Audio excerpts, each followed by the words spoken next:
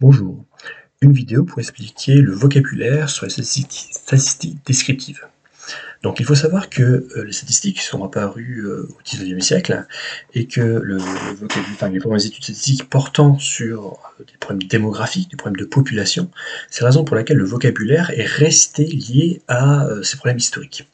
Donc c'est la raison pour laquelle aussi l'ensemble sur lequel portera l'étude statistique s'appellera toujours la population, même si on considère un ensemble de voitures, ça sera toujours la population. Un élément de cette population sera appelé un individu. Et ce qu'on va étudier au niveau de cet individu, de cette population, ça s'appellera le caractère.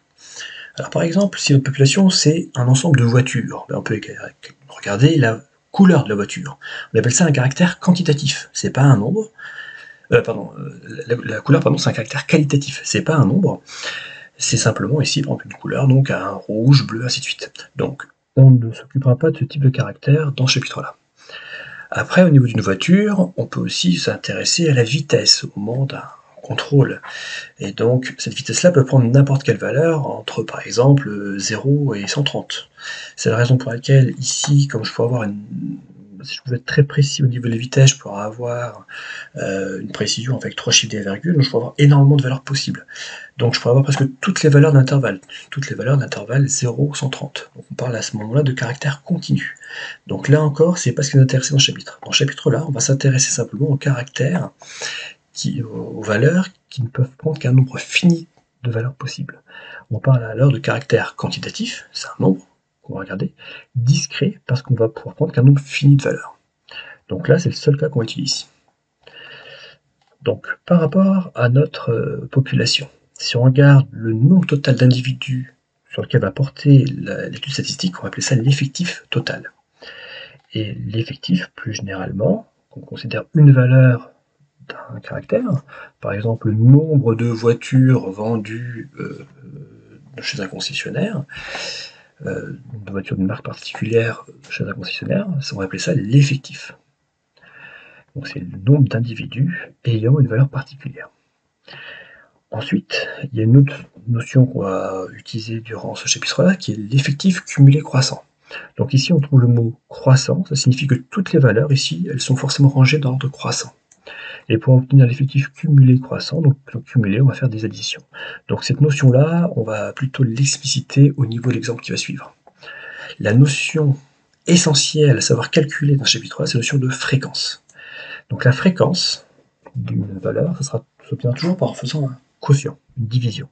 On va regarder le nombre de fois où cette valeur est obtenue, on appelle ça l'effectif de la valeur, et on divisera par l'effectif total, c'est-à-dire le nombre d'individus de la population. Comme l'effectif de la valeur est évidemment plus petit que l'effectif total, ça sera forcément donc compris entre 0 et 1.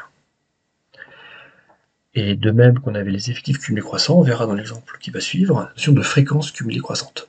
Donc tout ce vocabulaire-là est essentiel à maîtriser, c'est toujours celui-là qu'on va utiliser au cours du chapitre. Donc au niveau du cours, on va toujours suivre un exemple particulier. Donc ici, l'exemple qu'on va considérer, c'est un service qui effectue des interventions. Donc on considère que sur un mois, le service a travaillé 25 jours, donc il y a 25 jours ouvrés, le reste des jours, c'est des jours où, par exemple, le week-end où les employés ne travaillaient pas. Et sur chacun des jours, on a compté le nombre d'interventions qu'a fait ce service-là. Et donc, pour bien comprendre, c'est le nombre d'interventions et le nombre de jours est représenté dans ce tableau-là. Donc ici, en première ligne, j'ai le nombre d'interventions. Donc ici, j'ai 3, 5, 6, 7. Donc il y a eu certains jours où il y a eu 3 interventions, d'autres jours il y a eu 7 interventions, d'autres jours il y en a eu 9.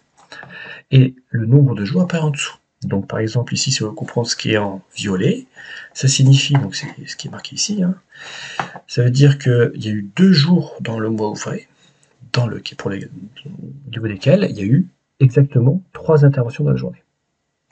De même ici, il y a eu 3 jours dans le mois, dans lesquels il y a eu exactement 8 interventions. À partir de là, donc, on va pouvoir calculer les effectifs cumulés croissants. Parce que donc, les effectifs, ça correspond au nombre de jours. Donc les valeurs ici, c'est le nombre d'interventions, c'est ça qu'on va étudier. Ce sont donc les valeurs, donc les nombres que l'on étudie, et on les met en correspondance avec des effectifs, le nombre de fois où c'est obtenu. C'est comme en gros des notes, et le nombre de fois où les notes est obtenues. Donc maintenant, si on veut calculer les effectifs cumulés croissants, donc il faut vérifier pour que ce soit croissant, qu'on a bien rangé les valeurs dans l'ordre croissant. C'est bien le cas ici, on a 3, 5, 6, 7, 8, 9, c'est bien rangé dans l'ordre croissant.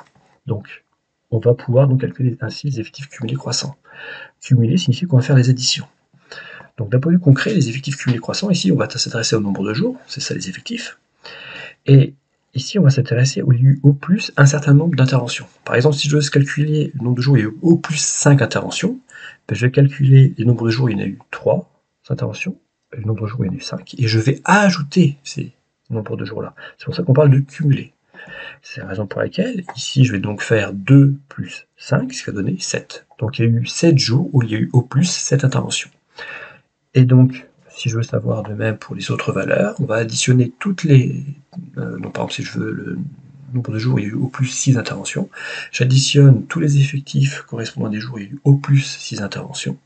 Donc 2 plus 5 plus 6. Et j'obtiens ainsi 13. Une manière plus rapide de calculer, c'est que si je connais déjà la valeur précédente de l'effectif cumulé croissant, qui correspond déjà à la somme précédente, ben je n'ai plus qu'à lui ajouter l'effectif de la nouvelle valeur en fait. Donc ici 6. Si je fais 7 plus 6, j'obtiens bien 13. Et ainsi de suite, en faisant justement l'addition de deux nombres, on peut obtenir toujours la dernière valeur correspondant à l'effectif cumulé croissant. Si on regarde le total des effectifs va donner l'effectif, le nombre de jours total, l'effectif total. Ici, donc, on trouve bien 25. Ce que j'avais dit à l'oral, c'est qu'on considère une entreprise qui a travaillé 25 jours dans le mois. Ensuite, à partir de là, ce qui est essentiel aussi à savoir calculer, c'est la fréquence. Donc la fréquence, pour la calculer, à chaque fois, on va regarder l'effectif qui correspond à la valeur que l'on considère. Donc par exemple, ici, pour la valeur 3, l'effectif c'est 2. Et je le diviserai toujours par le total. Le nombre, enfin l'effectif total. Le nombre de jours total travaille ici qui est 25. Donc on a 2 sur 25. De même, pour la valeur suivante, on a 5 sur 25 qui simplifie en 1 cinquième. 6 sur 25, 8 sur 25, 3 sur 25 et 1 sur 25.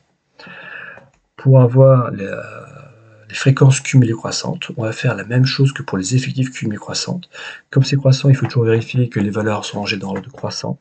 Et cumuler signifie qu'on va additionner l'ensemble des fréquences qui correspondent à une valeur inférieure ou égale à ce qu'on étudie. Et donc ici, les calculs sont ici, et on retrouve justement des valeurs, des fréquences cumulées croissantes de plus en plus grandes, et qui se terminent à 25 sur 25, c'est-à-dire à 1. Donc, c'est moyen de vérifier, la dernière valeur, celle qui correspond au total, doit faire 1. L'intérêt concret, c'est que on peut savoir la fréquence du nombre de jours où il y a eu au plus un certain nombre d'interventions. Donc si on veut savoir au plus 6 interventions, la fréquence du nombre de jours où il y a eu au plus 6 interventions, donc on regarde les valeurs possibles, c'est 3, 5, 6. J'additionne les fréquences qui correspondent, on trouve donc 13 25e, ce qui correspond à une fréquence de 0,52. D'un point de vue concret, ça correspond en gros ça veut dire qu'il y a eu 52% des jours dans le mois où il y a eu au plus 6 interventions. Donc voilà pour cette explication. À bientôt.